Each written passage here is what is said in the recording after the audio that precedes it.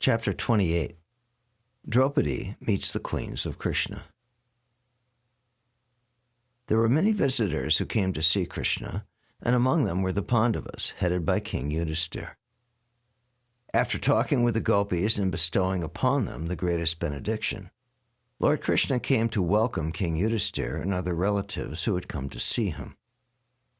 He first of all inquired from them whether their situation was auspicious. Actually, there is no question of ill fortune for anyone who sees the lotus feet of Lord Krishna. Yet, when Lord Krishna, as a matter of etiquette, inquired from King Yudhisthira about his welfare, the king became very happy by such a reception and began to address the Lord thus: "My dear Lord Krishna, great personalities and devotees in full Krishna consciousness always think of your lotus feet and remain fully satisfied by drinking the nectar of transcendental bliss. The nectar which they constantly drink sometimes comes out of their mouths and is sprinkled on others as the narration of your transcendental activities. This nectar coming from the mouth of a devotee is so powerful that if one is fortunate enough to have the opportunity to drink it, he immediately becomes freed from the continuous journey of birth and death. Our material existence is caused by our forgetfulness of your personality, but fortunately, the darkness of forgetfulness is immediately dissipated if one is privileged to hear about your glories. Therefore, my dear Lord, where is the possibility of ill fortune for one who is constantly engaged in hearing your glorious activities? Since we are fully surrendered unto you and have no other shelter than your lotus feet, we are always confident of our good fortune. My dear Lord, you are the ocean of unlimited knowledge and transcendental bliss. The result of the action of mental concoction is to exist in the three temporary phases of material life: wakefulness, sleep, and deep sleep. But these conditions cannot exist in Krishna consciousness. All such reactions are invalidated by practice of Krishna consciousness. You are the ultimate destination of all liberated persons. Out of your independent will only, you have descended on this earth by the use of your own internal potency, Yogamaya. And in order to reestablish the Vedic principles of life, you have appeared just like an ordinary human being. Since you are the Supreme Person, there cannot, therefore, be any ill luck for one who has fully surrendered unto you." When Lord Krishna was busy meeting various kinds of visitors, and while they were engaged in offering prayers to the Lord, the female members of the Kuru dynasty and the Yadu dynasty took the opportunity of meeting one another and engaging in talk of Lord Krishna's transcendental pastimes. The first inquiry was made by Draupadi to the wives of Lord Krishna.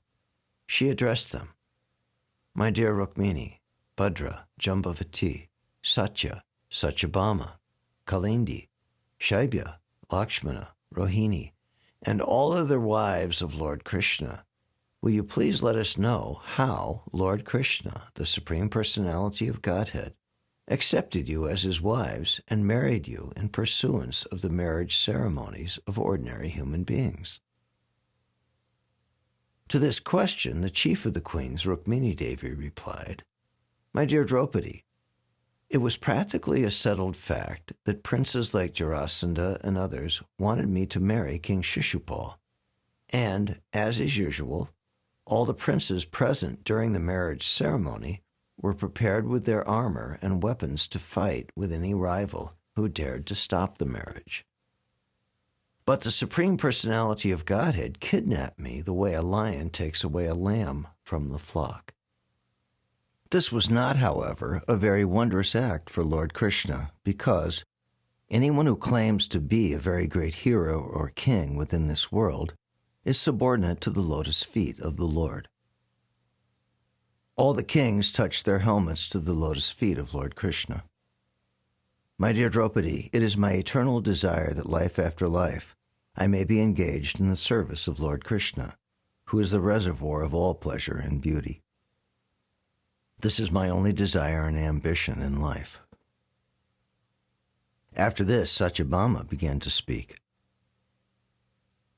She said, "My dear Draupadi, my father was very much afflicted on the death of his brother Prasenna, and he falsely accused Lord Krishna of killing his brother and stealing the Shamantaka jewel, which had actually been taken by Jambavan. Lord Krishna, in order to establish his pure character, fought with Jambavan and rescued the Shamantaka jewel, which was later delivered to my father. My father was very much ashamed and sorry for accusing Lord Krishna of his brother's death. After getting back the Shamantaka jewel, he thought it wise to rectify his mistake. So although he had promised others my hand in marriage, he submitted the jewel and myself at the lotus feet of Krishna, and thus I was accepted as his maidservant and wife." After this, Jambavati replied to Draupadi's question. She said, "My dear Draupadi, when Lord Krishna attacked my father Jambavan, the king of the Rikshas, my father did not know that Lord Krishna was his former master, Lord Ramachandra, the husband of Sita. Not knowing the identity of Lord Krishna, my father remained continually engaged in fighting with him for 27 days. After this period, when he became very tired and fatigued, he could understand that since no one but Lord Ramachandra could defeat him, his opponent, Lord Krishna, must be the same Lord Ramachandra. He thus came to his senses and not only immediately returned the Shamantaka jewel, but in order to satisfy the Lord, he presented me to him to become his wife. In this way, I was married to the Lord, and thus my desire to remain life after life as a servitor of Krishna was fulfilled." After this, Kalindi said, "My dear Draupadi, I was engaged in great austerities and penances in order to get Lord Krishna as my husband. When Lord Krishna became aware of this fact, he very kindly came to me along with his friend Arjuna and accepted me as his wife. Lord Krishna then took me away from the bank of Jamuna, and since then I've been engaged in the house of Lord Krishna as a sweeper. And the Lord is treating me as his wife." After this, Mitravinda said, "My dear Draupadi, there was a great assembly of princes at my Swayamvara ceremony. Lord Krishna was also present in that meeting, and he accepted me as his maidservant by defeating all the princes present there. He immediately took me away to Dwarka, exactly as a lion takes a deer from a pack of dogs. When I was thus taken away by Lord Krishna, my brothers wanted to fight with him, and later on they were defeated.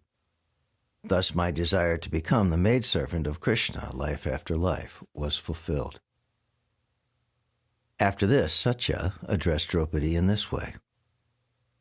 "My dear Draupadi, my father arranged for an assembly for my Swayamvara, the personal selection of a husband.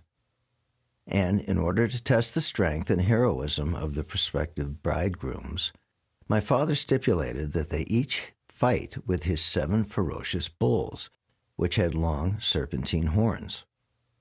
Many heroic prospective bridegrooms tried to defeat the bulls, but unfortunately they were all severely struck, and they returned to their homes as defeated invalids. When Lord Sri Krishna came and fought with the bulls, they were just like playthings for him. He captured the bulls and roped each one of them by their nostrils. Thus they came under his control, just like a goat's small kids come very easily under the control of children. My father became very pleased and married me with Lord Krishna in great pomp, giving as my dowry many divisions of soldiers, horses, chariots, and elephants, along with hundreds of maidservants. Thus Lord Krishna brought me to his capital city, Dwarka. On the way back, he was also assaulted by many princes, but Lord Krishna defeated all of them, and thus I have the privilege of serving his lotus feet as a maidservant." After this, Bhadra began to speak. She said, "My dear Draupadi, Lord Krishna is the son of my maternal uncle. Fortunately, I became attracted to his lotus feet. When my father understood these feelings of mine, he personally arranged for my marriage, inviting Lord Krishna to marry me and giving him in dowry 1 akshahini, or division of armed forces, along with many maidservants and other royal paraphernalia. I do not know whether I shall be able to have the shelter of Lord Krishna life after life, but still I pray to the Lord that wherever I may take my birth, I may not forget my relationship with his lotus feet. Then Lakshmana said, My dear Queen, many times I have heard the great sage Narada glorifying the pastimes of Lord Krishna. I became attracted to the lotus feet of Krishna when I heard Narada say that the goddess of fortune, Lakshmi, was also attracted to his lotus feet. Since then, I have always been thinking of him, and thus my attraction for him has increased. My dear Queen, my father was very affectionate toward me. When he understood that I was attracted to Krishna, he devised a plan. His plan was like that devised by your father. During the Swayamvara, the prospective bridegrooms had to pierce the eyes of a fish with their arrows. The difference between the competition in your Swayamvara and mine was that in your case, the fish was hanging openly on the ceiling in clear view. But in my case, the fish was covered with a cloth and could only be seen by the reflection of the cloth in a pot of water. That was the special feature of my Swayamvara. The news of this device was spread all over the world, and when the princes heard of it, they arrived at my father's capital city from all directions, fully equipped with armor and guided by their military instructors. Each one of them desired to win me as his wife, and one after another they raised the bow and arrow which was left there for piercing the fish. Many could not even join the bowstring to the two ends of the bow, and without attempting to pierce the fish, they simply left the bow as it was and went away. Some, with great difficulty, drew the string from one end to the other, and being unable to tie the other end, they were suddenly knocked down by the spring-like bow. My dear Queen, you will be surprised to know that at my Swayamvara meeting, there were many famous kings and heroes present. Heroes like Jarasandha, Ambashta, Shishupal, Bhimasen, Duryodhan, and Karna were, of course, able to string the bow, but they could not pierce the fish because it was covered and they could not trace it out from the reflection. The celebrated hero of the Pandavas, Arjuna, was able to see the reflection of the fish on the water, but although with great caution he traced out the location of the fish and shot an arrow, he did not pierce the fish in the right spot. His arrow at least touched the fish, and so he proved himself better than all other princes. All the princes who had tried to pierce the target were disappointed, being baffled in their attempts, and some candidates had even left the place without making an attempt. But when at last Lord Krishna took up the bow, he was able to tie the bowstring very easily, just as a child plays with a toy. He placed the arrow, and looking only once at the reflection of the fish in the water, he shot the arrow, and the pierced fish immediately fell down. This victory of Lord Krishna was accomplished at noon, during the moment called Abhijit, which is astronomically calculated as auspicious. At that time, the vibration of Jai, Jai was heard all over the world, and from the sky came sounds of drums beat by the denizens of heaven. Great demigods were overwhelmed with joy and began to shower flowers on the earth. At that time, I entered the arena of competition, and the ankle bells on my legs were sounding very melodiously as I walked. I was nicely dressed with new silken garments. Flowers were decorating my hair, and because of Lord Krishna's victory, I was in ecstatic joy and smiling very pleasingly. I was carrying in my hands a golden necklace bedecked with jewels, which was glittered at intervals.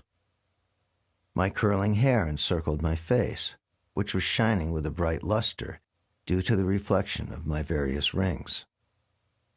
My eyes blinking, I first of all observed all the princes present, and when I reached my lord, I very slowly placed the golden necklace on his neck. As I have already informed you, from the very beginning my mind had been attracted by Lord Krishna, and thus I considered the garlanding of the Lord to be my great victory. As soon as I placed my garland on the neck of the Lord, there sounded immediately the combined vibration of mridungas, patahas, conch shells, drums, kettle drums, and other instruments, causing a tumultuous sound. And while the music played, expert male and female dancers began to dance, and singers began to sing sweetly. My dear Draupadi, when I accepted Lord Krishna as my worshipable husband, and he also accepted me as his maidservant, there was a tumultuous roaring among the disappointed princes. All of them became very agitated because of their lusty desires. But without caring for them, my husband, in his form as the four-handed Narayan, immediately took me on his chariot, which was drawn by 4 excellent horses. Expecting opposition from the princes, he armored himself and took up his bow named Sharanga. But our celebrated driver, Daruka, drove the beautiful chariot without a moment's delay toward the city of Dwarka. Thus, in the presence of all the princes, I was carried away very quickly, exactly as a deer is carried away from the flock by a lion. Some of the princes, however, wanted to check our progress, and thus, equipped with proper weapons, they opposed us, just as dogs try to oppose the progressive march of a lion. At that time, due to the arrows released by the Sharanga bow of Lord Krishna, some of the princes were cut on their left hands, some of them lost their legs, and some lost their heads and their lives, and others fled from the battlefield. The Supreme Personality of Godhead then entered the most celebrated city of the universe, Dwarka, and as he entered the city, he appeared like the shining sun. The whole city of Dwarka was profusely decorated on that occasion. There were so many flags and festoons and gates all over Dwarka that the sunshine could not even enter the city. I have already told you that my father was very much affectionate to me, so when he saw that my desire was fulfilled by getting Lord Krishna as my husband, in great happiness he began to distribute to friends and relatives various kinds of gifts, such as valuable dresses, ornaments, bedsteads, and sitting carpets.